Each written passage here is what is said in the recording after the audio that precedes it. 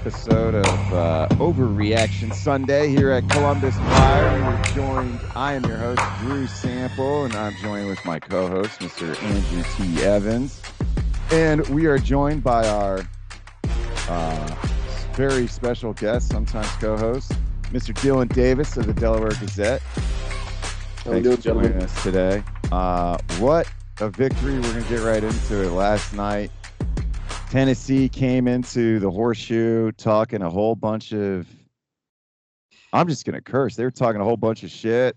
They were trying to troll in like a way that a silly hillbilly would do it. Being a hillbilly myself, I don't want to just trash hillbillies, but man, these ones from Tennessee were pretty dumb. And they were like playing songs like it was going to matter and it just wasn't going to be annoying. And they were calling, and like just from the start, I thought this would be a close game. I mentioned last week on the show we needed to get back to, Cow Turd saying what's Ohio State's identity or what, and I said dominance. We didn't make it back to dominance, and we were still kind of doomerish last week, rightfully so. And man, they came out swinging first quarter. They really should have been up 28-3 in the first half. There was that bullshit interception that wasn't an interception. And then there was a lot of bad calls by the ACC refs, but it didn't matter because the Buckeyes were so good.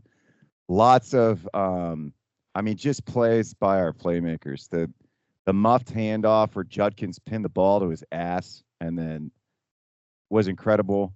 Will Howard throws a pass to himself and runs for like a gain of 2. That was incredible. Even just the effort. I felt that it felt just like, 2019, like Justin Fields era of dominance. And it was it was fun to watch. I was really happy to see the SEC fans leave early after they were very proud of buying tickets and decided to stand out in the cold in Ohio, which it gets cold in Tennessee, but not that cold yesterday. Like this is a state where they shut down cities for when it snows, largely because it's all hilly. But when it's cold in the hills, it's not cold like it is in the flat tundra of Columbus, which it's in the valley. So if you get winds, it's not like northern Ohio. It's way colder there, or Michigan even. But it was cold enough, and you saw injuries on Tennessee's players. They did not seem. I mean, Dillon, you've talked about teams that aren't ready for a moment. I'm sure you're gonna love shitting on Indiana a little bit later. But what were your guys' takeaways? I was blown away with excitement. I was happy to watch the game at home. I almost lost my voice screaming at the TV, giving high fives to my cats, watching the game by myself, like loving every second of it, like in the zone, yelling at the TVs, getting all fired up, just being a crazy person by myself. Enjoyed every second of it. Everything I wanted this game to be, it was. So, Dillon, let's start with you. You're the guest. It was a cathartic performance for sure. It felt like one of those just outpouring of emotions and frustration, and 3 weeks of build up to this. I made the comment on the last show we did that Ryan Day actually had a pretty good track record of having his team ready to play and just throwing caution to the wind and just letting it all hang out in these games, and we saw it again. Look, Tennessee showed up. Or their fan base showed up. I saw a lot on Twitter this week of, come into your trap and take your trap, that kind of nonsense that the kids say these days. They showed up without a doubt. There were at least 30,000 Tennessee fans there. It was wild to see. And all the time I've spent in that stadium, in my life, I've never seen anything like it before.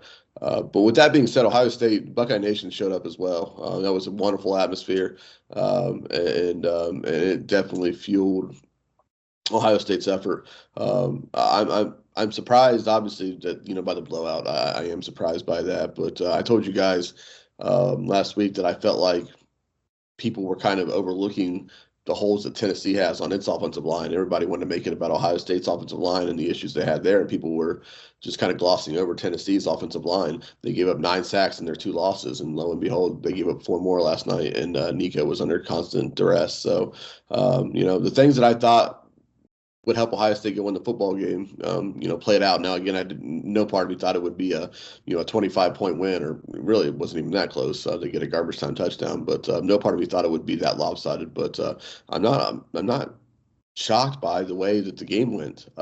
Talked about Tennessee's secondary, and they were vulnerable in those two losses to Arkansas and Georgia. Got torched last night again. So, some of these things you can kind of see coming. Maybe not to the degree that they did, but you can kind of see coming.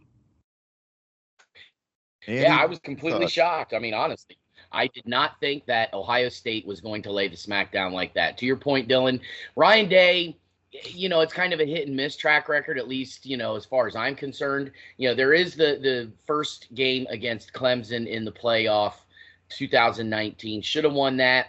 Yeah, I know there were extenuating circumstances with a late hit on Sean Wade. It completely turned the game. The refs were screwing Ohio State. They end up losing. They had their opportunities to win. It was still a good close game. Then, of course, the next year, retribution in the Sugar Bowl, right? 3-touchdown win against Clemson. Turns around, gets blasted by Alabama in the national championship. Great Rose Bowl comeback win in 2021. 2022, of course, Georgia should have won that one, but, fourth quarter breakdown by the defense. And then, of course, last year was kind of the anomaly of sorts, right? You had guys leaving. That was just kind of a weird postseason loss in the Cotton Bowl to Missouri. But, for the most part, Ryan Day does kind of have these guys fired up to play a postseason game. I honestly, though, did not think it would be to that extent. I thought hearing him talk about building blocks, and you pointed out, Dillon, the fact that you look at the postseason, the playoffs in the NFL, and essentially Ohio State is a wild card team, right? And he was talking throughout the week about how this is like an NFL wild card game in the playoff, and you're like, dude, take a look at the wild card teams in the playoffs. Traditionally in the NFL, they don't fare very well. Well, Ohio State and Ryan Day, he had them pumped, primed, and ready to go. And another reason that I was apprehensive is just because of his talk of building block, and we have to win this game, and it's imperative because it just, sets that building block for the remainder of the playoffs to make a run. And I just kind of felt like that was getting them wound up too tight. Like they were just going to go in, kind of like with Michigan, in their head, they had to win. And we didn't see that. This was definitely a team that played loose, played free, without repercussions. I asked a couple of the guys post-game. They had Jack Sawyer. They had Cody Simon. They had JT. Jack and Cody both basically said that the vibe, even though the preparation was the same for Michigan and Tennessee, and really their preparation throughout the entire season, it was kind of a little bit of a different vibe, a different energy getting ready for Tennessee as opposed to the way they got ready for Michigan. So, how can you not be pleased with the end result? And surely this kind of gives Ryan Day a little bit more confidence within Buckeye Nation, and surely a stay of execution of sorts, although Ross Bjork pretty much already gave him that stay of execution. But yeah, this was a great win for sure. I think that it's the perfect road for redemption. I was trying to really paint that picture last week, and it's just now we get the actual Big Ten championship. First off, we shouldn't have lost to Michigan.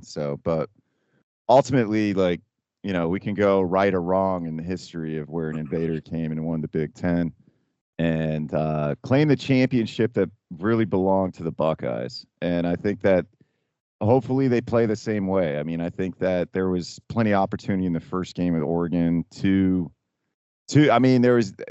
they could have won that game by a couple touchdowns, but they didn't, and they didn't execute. And I think if they just keep executing, that was the first really put together game by the offense. And that was also the first time where you actually see Chip Kelly calling a game like Chip Kelly, the running Travion and Judkins in at the same time, doing some cool option looking plays with them.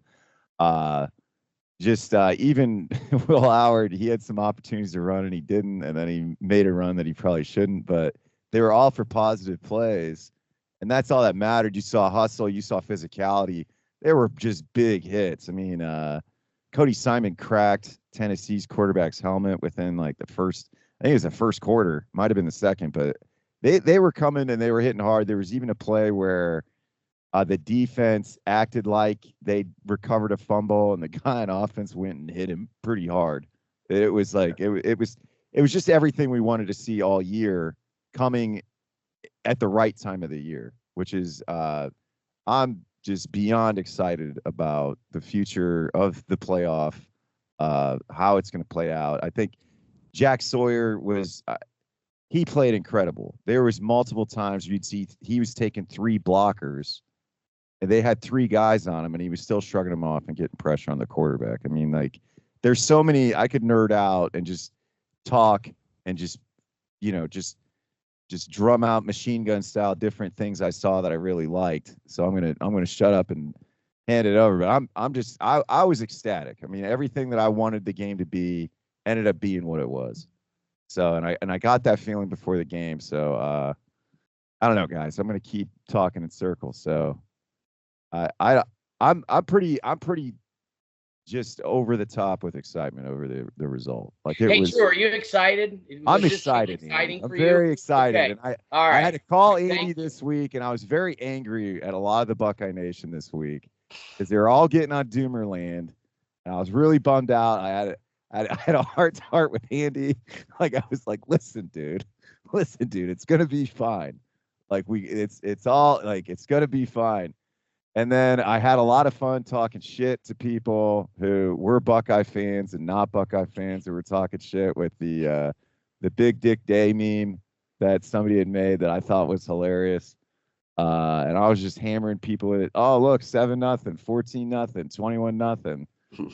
And it was like, it was everything. It felt like because it feels like since last year, since pretty much Kyle McCord took over, it's been like the same kind of like, and Urban Meyer had talked about it, like, and he mentioned it with both Texas and Ohio State. Like, when your defense gets so good, you kind of get lazy on the offensive side of the ball because you're playing not to lose. And it's like, for the Buckeyes to win, they have to be aggressive and they have to attack. Like, look, you might give up more points, but nobody's going to outscore you.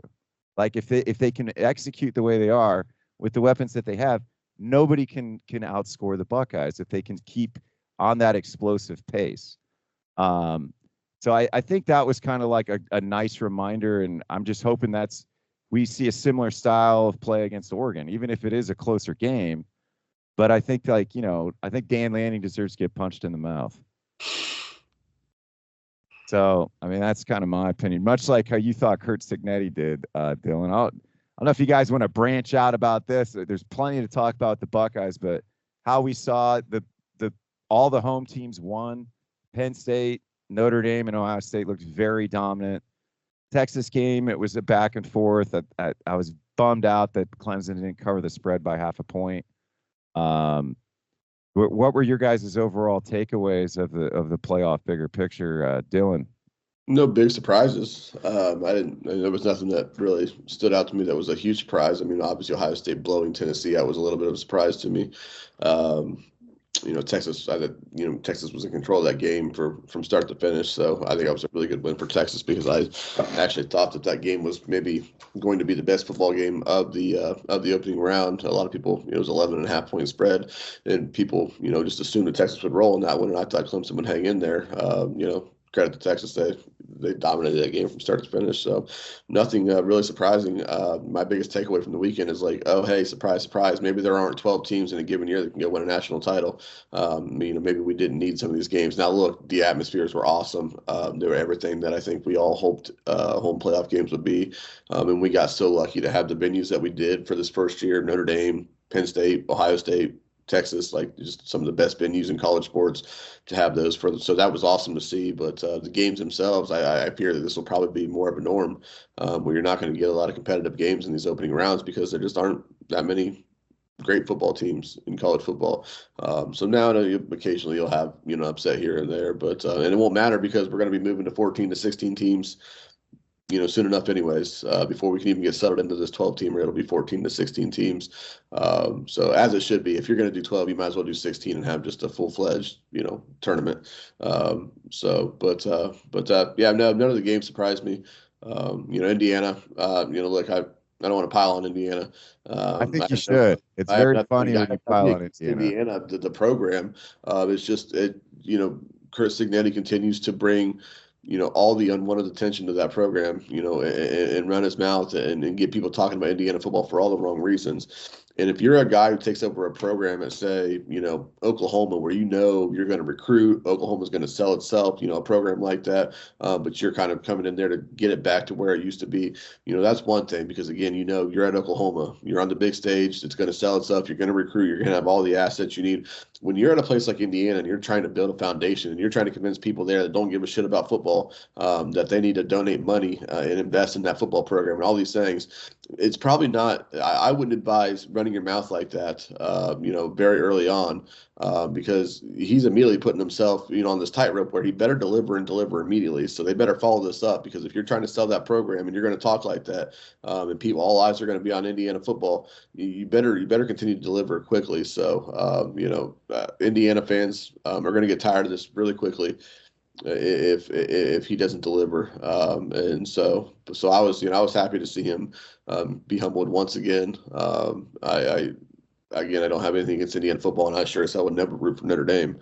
My thoughts on Notre Dame have been, I've stated them on here before, that I was raised to hate Notre Dame, just a notch below Michigan. So I would never root for Notre Dame, but, certainly I was happy to see Indiana get, Signetti get humbled again. And I tell you, man, that shtick's going to get very old if he doesn't deliver. And look, again, you're Indiana. You would think that what you'd want to do is try to sneak up on some people and, catch the people by surprise and say, oh, wow, where'd this Indiana team come? Where'd this Indiana program come from? They're not catching anybody by surprise now, because he continues to talk. Next year when they go out to Oregon, Oregon's not going to be like, oh, well, it's Indiana, we'll roll in this game. And then Indiana goes out there and shocks them because they weren't ready to play Indiana. But turns out it's not the same old Indiana program. Nope, that's not going to happen.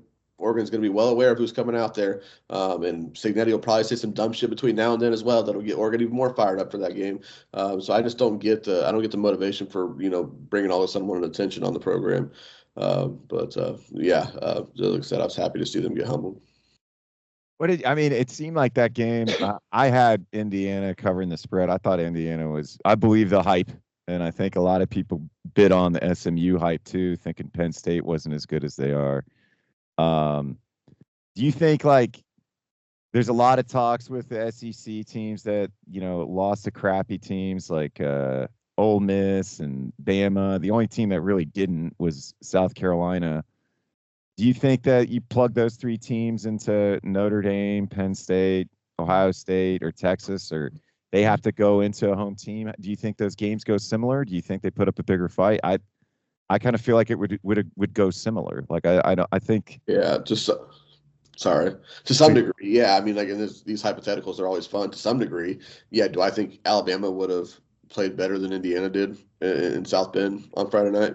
Probably so, but I don't know that. This was a popular topic of discussion yesterday that I know Kirk Herbstreit, being the dumbass that he is, on the broadcast, I don't know if it was during or after the game, but talked about at some point, we have to get away from just talking about wins in general in terms of quantity of wins and start talking about who teams have beat. And of course, he was using that in reference to these blowouts and, teams like Indiana or SMU that maybe didn't belong in the playoff. What he failed to mention there was that if we're going to do that, if we're only going to talk about quality of wins and not quantity of wins, like the University of Texas didn't beat a damn thing this year, and they won their playoff game. They're going to be playing in a quarterfinal game in a couple of weeks. So, but if we're just talking about quality of wins, Texas didn't beat a soul in this regular season, so they wouldn't have made the playoffs. Yet they're going to play in the quarterfinal. Like, they handled their business against a pretty good Clemson team coming in with a lot of momentum. So that's dumb. So yeah, maybe some degree, some matchups there would be, but who gives a shit? Like, at the end of the day,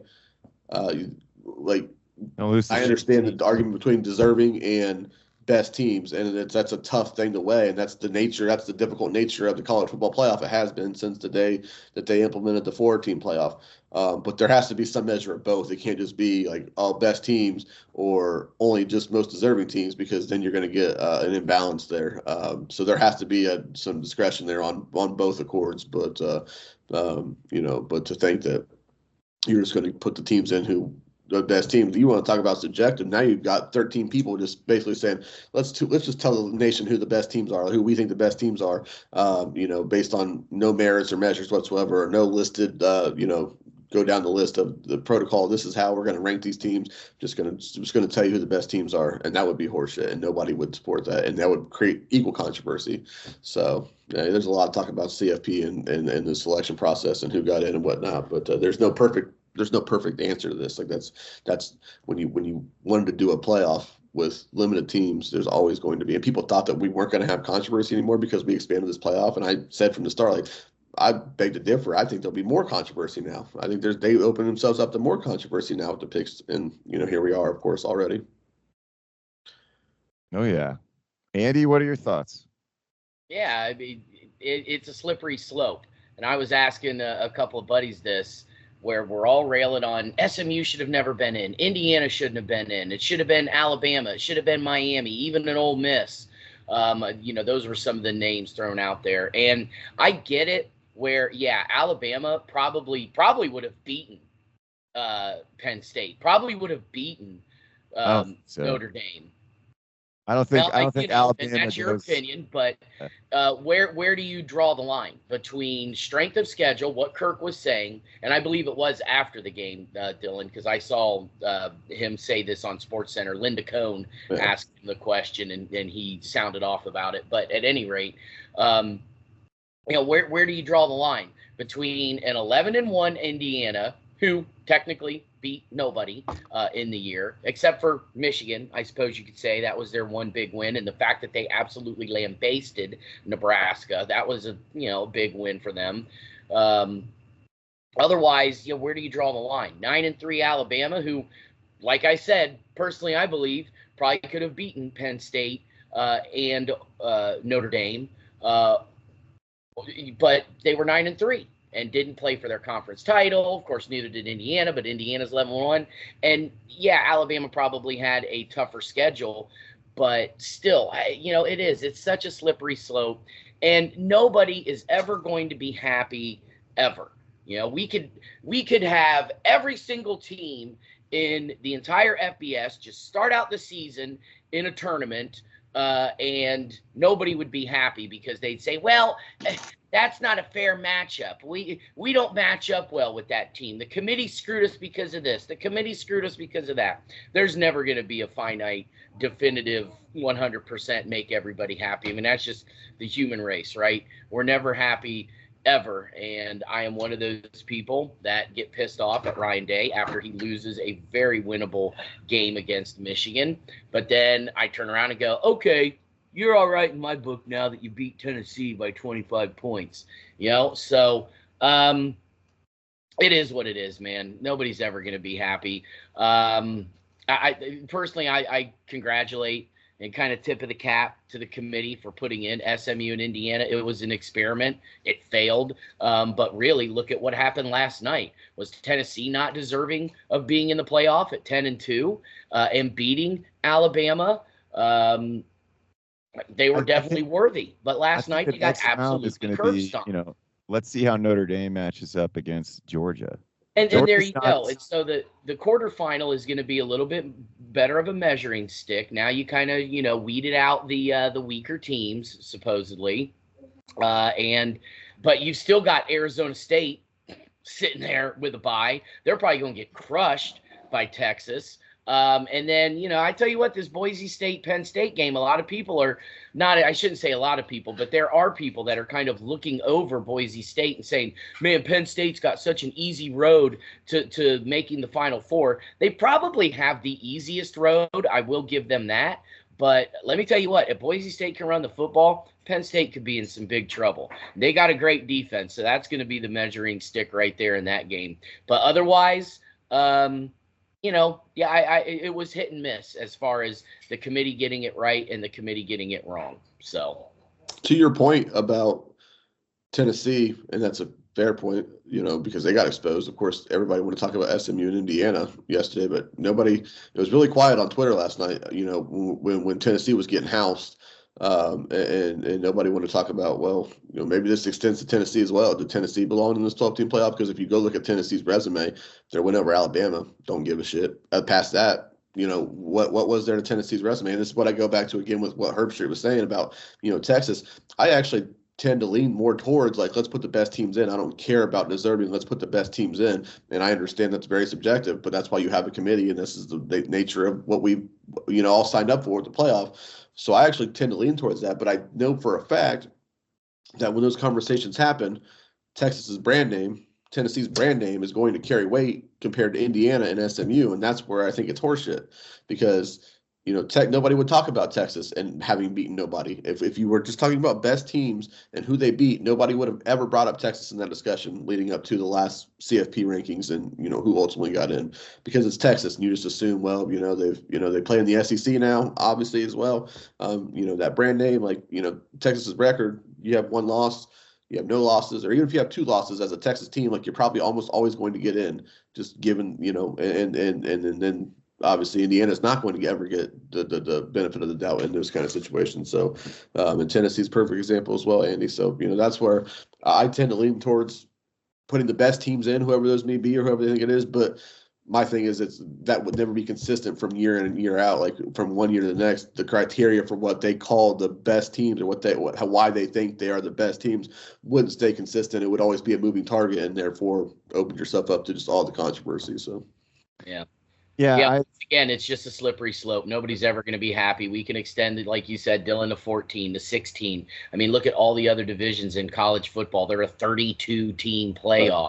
And there are probably, March Madness was 60. It's started as 8 back in 1932. Right. Or in 1935, and then it went to 16, then it went to 32, then it went to 64. Now we got to have 4 more play-in games, and it's just like, oh my god, like when is it going to end? So we're probably just never going to be happy. Nobody's ever going to be happy. I'm Sorry, happy. go ahead. I thought all weekend was super entertaining. A lot of people bitched about the games. It was like, they are what they are. I got to see some cold weather teams host southern weather teams and dominate them. We got to see how good Notre Dame is. They beat a pretty decent Indiana team. Indiana had some flashes of actually Kurt Signetti playing the way he plays at the very end of the game. The onside kick was nice, and then getting another touchdown, but it was like, why did you just now start playing like that? So that kind of just showed how, as Dillon said, with the Buckeye game, they were not ready for the moment. And then when I said that about Indiana, real quick. When I said that about Indiana and my feelings on that game, I mentioned that it was as much about what I think of Notre Dame right now. Notre Dame's a really good football team. People aren't talking about it. And even after the game on Friday, people want to make it about Indiana not being ready for the moment and failing to acknowledge that Notre Dame's a really good team. And when you look at their path to the national title game, it's wide open. And Georgia, and I think their matchup with Georgia would be interesting. That's why I gave it. Yeah. And he was like, probably Alabama. I was like, I don't know, man. The SEC just isn't. NIL has really leveled the playing field, especially the transfer portal too. You can't just be locked in fucking like college football hell because you're stuck at Alabama or you're stuck at some SEC school for whatever reason. We don't know. Shane Gillis made a pretty funny joke that Nick Saban took super offense to Friday on game day about like, well, now we can all buy players. Yeah. And I think, even watching Notre Dame and just to your point, watching that game, it was a very dominant defensive battle for Notre Dame. I mean, their quarterback is not as good, but they remind me a lot of, Michigan's team from last year with a shittier quarterback. Yeah. But just the way they play defense, the way they dominate up front, they have a very dominating offensive line, very dominating defensive line. That big 98-yard run just sucked the life out of Indiana after that interception. It was a huge. They could not recover momentum-wise. And, looking at the way Georgia played against a very good defense in the first half against Texas in the SEC championship game, they were lucky to be in that game in the second half. They got even luckier that their backup quarterback seemed to play way better than Carson Beck. And I don't know how well they're going to match up against Notre Dame. And we'll see. I mean, Notre Dame has traditionally choked in big game situations, but that was Brian Kelly. I think, our former Buckeye guy who's there now, who did lose to Northern Illinois early in the season, which is all people want to keep talking about. And it's like they've been dominant every game since. And it's very interesting to see. And then Penn State, even with James Franklin, really dominating SMU. Like that was a dominating performance. And I think the way that Penn State showed up to play Oregon was actually very good for James Franklin. He still lost, but I think Penn State. It'd be very interesting to see a Penn State Notre Dame semifinal. Yeah, without a doubt. Yeah. Hey, so real quick, let me ask you this: where does this postseason win over Tennessee rank for you, as far as at least Ryan Day's tenure? Where's this win? Just overall wins. Where does this place for you? Just in all wins or playoff or postseason wins? All wins. All wins.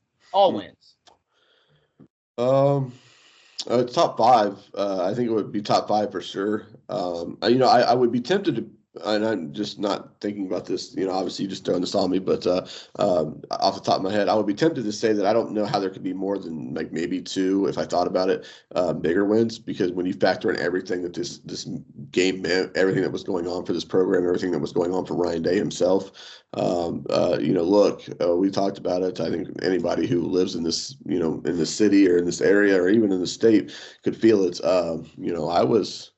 I wasn't nervous about the game itself because I thought it was going to be a really good game, a toss-up, but I was nervous about what it was going to feel like around here and how it was going to be if Ohio State lost that game. It was just obviously, as we know, it was just going to be, the noise was deafening after the Michigan game, and it was only going to ramp up whatever's next after deafening. It was only going to hit that level, if they would have lost this game as well. So I was nervous about that. So, with all that being said and everything, and just the outpouring of emotion and the way that they beat their ass, and, to being that it's a Tennessee team that came down there and frankly, did something in that stadium that I've never seen before, as we mentioned, with all those fans, all those things. Look, again, that's a whole nother part of it. If they'd have lost that game with Tennessee fans being in the stadium like they were, and how loud that would be in the second half, as that game, kind of wrapped up and Tennessee fans were getting louder and Ohio State fans were leaving or, quiet, man, it would have been such an awful, awful, awful look. So, I off the top of my head, I can't imagine there would be two or three bigger ones. I'm tempted to say like the Clemson game was a really big one as well. The Sugar Bowl in 2020 was certainly up there as well. But I'm struggling to think of a better win after that. You could say it's Michigan win in 2019, but at that point it was still expected. Like that's just what, that was just a continuation of what he took over. So it didn't really resonate, as much as, obviously it would now. So yeah. Bowl against Utah, that was a pretty big win, but not really. Yeah, the stakes of it just weren't the same. Win. Yeah. Anytime you win in the Rose Bowl, obviously it's a win, but the stakes just weren't the same. I mean, when you just pile up everything and it's just goes to the roof of everything that was, riding on this game, or that, that this game would mean to this Ohio State program. I don't know how there are many more in his tenure. Yeah, I'd say it's number 2 behind the Clemson game and that playoff victory in 2020. I think that was the biggest game, especially with the adversity of only getting to play like 6 games. Yeah. All the talks about them not deserving to be in the playoff but it was like they can't help it if teams are forfeiting. Yeah. Dillon, before you leave, because I know you got just a couple of minutes. Yeah, it's not a hard. And I haven't really paid attention to social media after the fact. A lot of the Ryan Day haters, disbelievers, myself included. What do you think this does for that group of people? Does it make them feel a little bit better, give them a stay of execution? Like, what are your thoughts on where now Ryan Day sits in getting this win? And, once again, we all know that Ross Bjork already came out and said, look, he's our guy for next year. Just chill out. But as far as just the fan base is concerned, Buckeye Nation and all the people that were railing for Ryan Day's job, you think that's quieted them down a little bit, or you still think there's a lot of haters out there against Ryan Day that still want to see him fired? There are factions of this fan base, as you all know, at any point in time, but certainly when it comes to Ryan Day, there are factions. There are people who any criticism of Ryan Day means you're just not an Ohio State fan. Like, how dare you criticize him? Your job as a fan is to just support no matter what. Okay. And I'm not telling anybody how to be a fan, so I'm not saying I agree, disagree with that, but that's just, that's a fact of the matter. There are other people who, no matter what Ryan Day does, it doesn't matter. He could go win a national title. And I do mean literally he could go win a national title. I've heard people say this before now, whether they really believe it in their heart of hearts, I don't know. And hopefully we'll get to find out, hopefully that'll get exposed because Ohio State goes and wins the national title. But there are people who, at least verbally will state that they don't care if Ryan Day wins a national title this season. He's out. It's over because he can't beat Michigan. And he's proven that, 4 straight years that he can't win that game. And it doesn't matter. And then there are a lot of people like, most people that fall somewhere in between. I've been on the record. I'm off the Ryan Day train now. I'm not saying that there aren't any merits whatsoever to keeping him around, but I'm off the Ryan Day train. But I also understand that I was asked this question a couple of days ago. I would say that 2 wins. I said beat Tennessee, go out to Oregon or to Pasadena and beat Oregon in the Rose Bowl, and I feel like that's earned you, a chance to run it back and see if he can get over the hump. So what I've seen on Twitter last night is just exactly what I explained. Plenty of people who don't give a shit what Ryan Day does. It doesn't matter if he cures cancer next week and goes and beats Oregon the following week. They don't want to see him back at Ohio State. They're piling on it. And frankly, I also know some people, and this blew my mind, but it's true. I knew people who were rooting against Ohio State in that game last night, just because they wanted Ryan Day to get fired, and they felt like, a loss here would push them closer to getting that. That is asinine to me. It blows me away, but I know people who are actually doing that. Well, again, saying they were going to do that, whether they were actually doing that in the moment, whether they weren't, pumped as Ohio State continued to stretch that lead, I don't know. But there are people who said that. So it's a mixed bag. It's a mixed bag. I think a lot of people, predictably, that win, kind of patched up some wounds there, and then didn't heal them. Yeah. And Day's A lot of them issue. are saying we'll see with Oregon in the Rose Bowl. Yeah. And those are people that will continue to get Big Dick Day memes. If right. we continue to beat teams. So the rest of the playoff, they're getting score updates of Big Dick memes for me. That's for sure. Big Dick. Wounds aren't healed, but that went a long way to, for some people. But I, like myself, I like to think I'm a fairly rational, person. Like myself, I need to see more. But of course, that win mattered. That was a big win.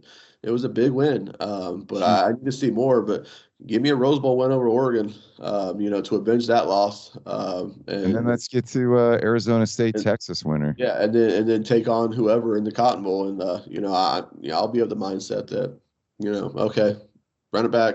Look, Ohio State, and this is the last thing I'll say, and I'll let you go, Andy, but Ohio State, this situation with Ohio State is it's very weird and unique situation because, we're sitting here, Ryan Day says all the time, the standard is the standard, and that's true, Ryan. So he's being held to this Ohio State standard that's unlike just about anybody else in the country, save for maybe a program or two, right? So we're sitting here talking about, running it back with a guy who's won 80% of his games, and he's been on the cusp of winning a national title time after time after time. So running it back with that seems like kind of a no-brainer, and it is a no-brainer for maybe all but 2 programs in the country. But this is Ohio State, and the standard is the standard. Beating Michigan and winning a national title, is what it is. Let me ask you this real quick. Would you accept, all right, and do you think Buckeye Nation would accept losing to Michigan every single year, but at the very least still getting in the playoff and let's say getting to the Final Four of the playoff every year, but you have to suffer through a loss to Michigan every year? Is that acceptable in Buckeye Nation? Absolutely not. And of course, this changes, right? Because everybody used to say that beating Michigan was its own season, right? Like you could lose every other game as long as you beat Michigan. And I never believed that to be true one bit. I'd never believed Ohio State fans would trade in 10-2 seasons to go 2-10, but one of those 2 wins was Michigan. I don't believe that at all. But with that being said, like right now, today, absolutely not. Like, having lost this game 4 times in a row, people aren't going to trade that for playoff wins and national titles. I'm not saying that at all. Look, Ohio State could go win a national title. I'm already said that I'm off the Ryan Day train. Ohio State could go win a national title, or even just win a couple games, win the Oregon game. And as I've said, I'll be back on and saying, okay, run it back. But even if they went and won a national title, if he turns around and gets beat by Michigan next year, then I'll be right back saying, how do you run this back again? So no, I don't think Ohio State fans at all would be willing to concede that game just to win playoff games or make national title runs.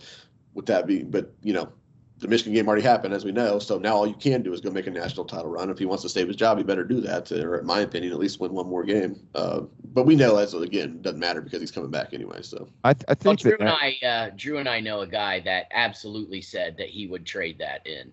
So there is at least one, but and I wholeheartedly disagree, and you know exactly who I'm talking about. Well, I know, yeah. So, but I think in general, like it doesn't. It's nice that we can watch the playoffs, still be a part of it, but it doesn't make the loss to Michigan feel any better. I think like Ryan Day seriously needs to see a sports psychologist about his situation in Michigan. Like that was just like the team that we saw play last night versus the last game that they played. They were outside the defense. I think the defense played phenomenal against Michigan, kept us in that game. But the offense just, I mean, all of Michigan's points came from their defense creating turnovers or creating 3-and-outs or muff punts. It was pretty interesting in one group chat even last night, you know, and I liked how Day was aggressive at the end of that first half to get momentum back after the bullshit call and then the score from Tennessee. The bullshit interception with the pass interference that wasn't called on Jeremiah Smith or towards the Tennessee player. Yeah. But it was like, why are we kicking it? It's like, well, we're kicking it to see if we can see where Jaden Fielding is. And it was a pretty big ask, but I think that, you know, it's better to try to kick a field goal and miss a field goal than to throw a deep ball and get a pick at the end of the half. And then it was just like, hey, we know we can't rely on our kicker. Cool, let's just keep scoring touchdowns. And that was kind of it for me, because I don't think that team should ever play for field position and field goals. The way that it's built, it is built to attack and to score touchdowns. I thought it was trying to move the ball. What'd you say, Dylan? I think it was dumb to try to move the ball at all there. I think that was absolutely stupid. I mean, your best case scenario was trying to give Jaden Fielding a 55-yard field goal in 23-degree weather. He already doesn't have the leg for it. You know that. You know that he doesn't have the leg for that, and you're going to ask him to do it in 23-degree weather where the ball is solid as a rock. Like, I didn't understand any part of trying to move the ball there, but I just wanted to. I thought it was for pure momentum, and that's why I was on board, because it was like keeping that vibe of we're still in attack mode even to the end, and it built some confidence because Tennessee was going to get the ball back at the start of the second half. So it's like, hey, we got confidence. Let's get the ball back. We already know we can move the ball still. Because Tennessee had gotten that stop right before where the play got blown up by that good defensive player for Tennessee. That was why that was why I thought he did it. But I understand with thinking it was dumb too. Like, I understand that on both sides. So, but it was fun either way. Like, I'm excited. I think Buckeye Nation. I think Ryan Day really. He's got to beat Oregon, and I think. Well, before we get off here, Dylan, what are your keys to beating Oregon? You know, I think that we saw in Eugene that Ohio State's every bit as good as Oregon. Obviously, Oregon's a really good football team. I said this before the Tennessee game, and I still firmly believe it now, that the winner of this football game is going to go win the national title. The Rose Bowl will go win the national title. So we've seen Ohio State's every bit as good as Oregon. I just think you just can't beat yourself. I think Ohio State, I mean, I'm not going to say that they will beat Oregon, but they'll be in position to win that football game late in the fourth quarter if they just don't beat themselves, don't turn the ball over, and don't let the penalties rack up. If they just play clean football, like, they're as good, if not better than Oregon. I would almost say they're better than Oregon. I will pick Ohio State to win this football game. I will. And because of what I just said, I'm picking Ohio State to go win the national championship. So just don't beat themselves. If they don't turn the football over, I think Ohio State goes out there and beats them. It's not going to, and this is all contingent upon what we saw last night being what Ohio State's going to be offensively moving forward, and that, willing to throw the football, a ton, and, still try to sprinkle in runs, but, creative runs as well, running some of those super counters and things that they were doing last night that we hadn't seen for a little while, just to help out their offensive line. But if Ohio State's going to be that aggressive offensively in that game, and they just don't turn the ball over, I think Ohio State's going to go win that game, because I think they just have more playmakers on both sides of the ball. And Oregon's a really good football team, don't get me wrong. But I think Ohio State's a better football team if they don't get in their own way. So, hey, now that my one other thing, did you like the way they were rotating in offensive linemen to create different looks for Tennessee's defense and to run different plays, Dylan? Part of me ever wants to see people rotation on the offensive line, period, and sure as hell not in December in a postseason game. So, it is what it is. They are where they are with the offensive line. Ryan Day sounded like, after the game that he, wants to continue doing it, assuming if he goes back and looks at the film that it was, that the guys, played fairly well. No, I'm not generally going to be a fan of any rotation on the offensive line. That's a position that you shouldn't ever really be rotating. But I also understand Ohio State's situation is what it is right now. So I'm in 100% agreement with you. I want to see the defensive line get rotated, but when Jack Sawyer is not on the field, that is a different defense. Yeah. He was resting. That was when Tennessee was getting all their plays. Yeah. So, but Dylan, sorry, thanks for starting a little bit later. We all got a little bit later start. I think we're all later than normal. Yeah. But yeah, so what? Who do you see winning the other games? I like. I'm going to pick Notre Dame to beat Georgia, and I will pick Penn State to beat Boise State. I do think you're right, Andy, that if Boise State can run the ball, that's going to be problematic for Penn State. On the flip side, I would say if Boise State can't run the ball, they have no shot in that game. And I think Penn State knows that, and they'll just pile on. They'll just load up the box to make sure that doesn't happen. And Ashton Genty will still get his because he's a fantastic player. But I think that being that one-dimensional, I'll take Penn State in that game. And then what's the other one? Texas and Arizona State. I think that's actually a sneaky. Don't sleep on Arizona State in the momentum that they're coming into the playoff with. But their running back's good too. Yeah. But I think I'll still take Texas because of that defense. That's a really good Texas defense. So I think I'll take Texas in that game. But I think that's a sneaky good game that maybe people probably won't think so. But I wouldn't sleep on Arizona State. And finally, if you got time, do a little screw the blue segment here because we got Bama looking to get theirs back from that playoff game last year. Because from my understanding, Milrose playing, a lot of Bama guys are coming to play in that game, and a lot of Michigan guys aren't. So how do we see this game? Do we see a huge embarrassing loss for Michigan right now? Because those fans were talking mad shit, saying, "Oh, I'll bet you $50 Ohio State loses," and a lot of those dumb fucks are paying out today. So I'm happy about that. And I told all my OSU fans, why don't you see if they'll bet on the Bama-Michigan game? Yeah. So how do you guys see that game playing out? Go ahead, Dylan. I'd say I'll take Alabama. I'm not sure what the spread is on the game. I'll take Alabama to win the game without question. Would I be surprised if Michigan hung around? No, I wouldn't be. But at the same time, with all the guys that are coming out or that are sitting out for that game for Michigan, especially defensively, it would be pretty surprising. It'd be hard for me to get to a place where I would, say Michigan can go win that football game. Now, Kirk Herbstreit picked Michigan to win the football game on game day yesterday. I'm not sure anybody saw that, and I'm sure that was completely unbiased and just picking with his heart and not in any way, shape, or form a shot at Ohio State fans in attendance, because Kirk Herbstreit would never stoop as low as to take shots at Ohio State fans on national television. So, but he believes Michigan will beat Alabama. I have my doubts, but I also don't have I don't have a ton of faith in Alabama. But it just seems like one of those games. Say all this, preface it by saying I said all the same shit before the Ohio State game. It doesn't seem like a game where Michigan has enough offense to go win that game. I can't see how they could. And again, I said that before the Ohio State game, and Michigan went and won it with defense, but that's not going to be the same defense that they took, to Columbus playing in that Alabama game because obviously Mason Graham being out, we already know Will Johnson's out. I'm not sure who else is out, but Mason Graham in and of itself is just a massive loss. So yeah, Mason Graham's a beast. I think he really he's gonna be a factor for some NFL team, that's for sure. Let me see the spread here, Andy. What do you think? I know you're licking your chops 13.5 favorites.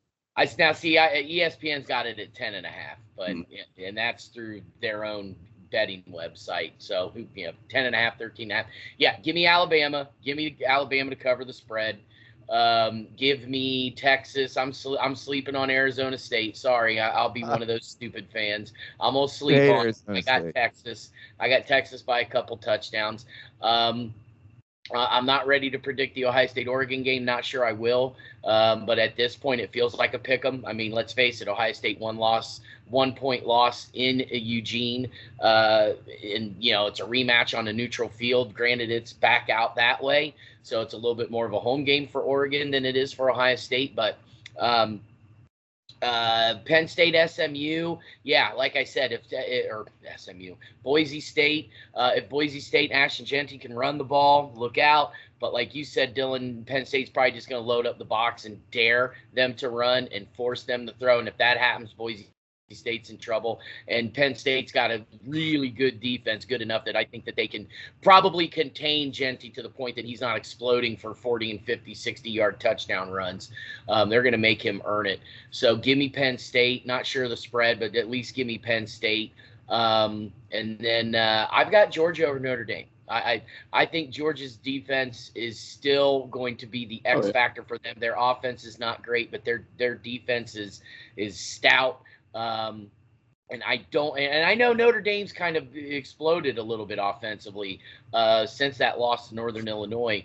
I don't know. I just feel like Georgia's defense is matches up better than Notre Dame's offense. So give me the Bulldogs, give me the Nittany Lions, give me the Longhorns, and give me a pick 'em as of right now between the Bucks and the Ducks. Yeah, and definitely give me Alabama big time over Michigan. So screw you, Blue. Screw you. I was hoping you were going to go into the Tennessee press box last night. Josh will cry. You know what? We probably would have gotten more views had I done that. Because we're back to, maybe our pedestrians 50, 60, maybe 100 views on the post-game stuff for Ohio State footage. Yeah. Probably would have gotten more had I gone to Tennessee, but I don't know. I felt like I needed, obviously, to get more Ohio State stuff because they won rather than Tennessee. So for sure. Well, hey, we can wrap it up here. Follow at Dylan. I keep messing up your Twitter, or I don't even say it because I intentionally mess up Andy's. It's at Dillon Dillon Davis 56. So I have no idea what I'm writing about this week, so I haven't even thought about it. I still have. Knew what I was gonna ask. He knew what I was gonna ask. Yeah, I have more writing to do from last night, today, and frankly, I don't even want to think about writing the Oregon game just yet, or anything about that. So I'm not sure what our media schedule is going to be like this week. I'm not sure if we'll go back to our traditional Tuesday Ryan Day press conferences and Wednesday player stuff, or if they'll stick with what they did, this week. So I don't know about that. So I guess that kind of what I do kind of rides on that. So we'll see if Jerry sends out his email later today. Yeah, it's a 10-day. It's 10 days till. Yeah, shit. So it's around the corner. That's exciting. Yeah, I mean, a week from today, I'm gonna be on a flight out to LA. So, dude, awesome that you're going to the Rose Bowl. Yeah, it'll be I've done everything, as a fan and then as a media member. But the one thing I've never done is go to the Rose Bowl. So, my thoughts on the game last night coming into it were twofold. Obviously, as a Buckeye fan and just what it meant for the program, but I had a lot invested personally as well because it was my opportunity to go do something I haven't done yet. Basically the last thing I haven't done yet as a college football fan was writing on that game as well. So yeah, pretty exciting night. Well, thanks for joining us again, man. And you can follow us. I am at Drew Sample. You can slash me on X. He is Andy's Wired. And then you can also follow Columbus Wired, Columbus_Wired on the X. Slash us there.